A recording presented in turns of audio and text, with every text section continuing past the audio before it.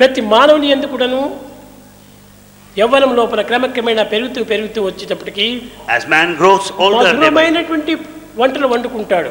and he loves many of the preparations. Jalebi, gulab జాము, బర్ఫీ, పాల్కో ఇలాంటివంతా వండుకుంటాడు.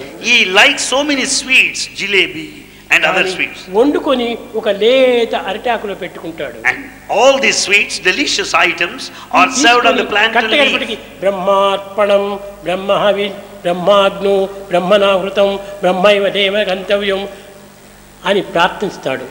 భగవంతుడికి ప్రార్థిస్తున్నాను, భగవంతుడికి అర్పితం చేస్తున్నాను అన్నాడు. Before starts eating, he offers all the food served to God first. Offer చేసేటప్పుడు భగవంతుడు కూడా జవాబిస్తున్నాడు.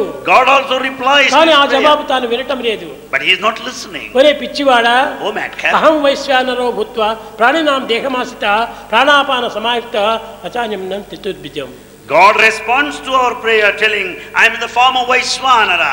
I consume all the food that you have eaten and I just supply the essence. చెప్పకపోయినా నేను భుజిస్తున్నాను అన్నాడు. Whether you say or not, it is I that eat food. కానీ ఈనాటి మానవులు But man today ఆ విధంగా చేయటం లేదు. is not of offering prayer. మంచి మధురమైన పదార్థములు తట్టలో ఆకులో పెట్టుకొని all the delicious items are served on the plantain leaf. మొట్టమొదటి రాక్షసులకంతా నైవేద్యం చేస్తున్నారు. First he offers all this precious food to demons.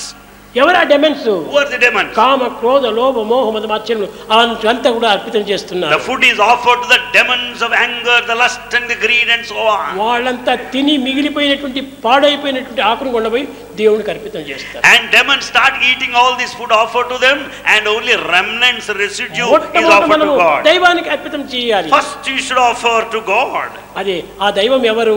Who is God now? అహం వైశ్వానరో భూత్వా, తన యందు ఉన్నటువంటి యొక్క తత్వమే తనకు అర్పితం చేయాలి. God is within you in the form of Vaishvanara.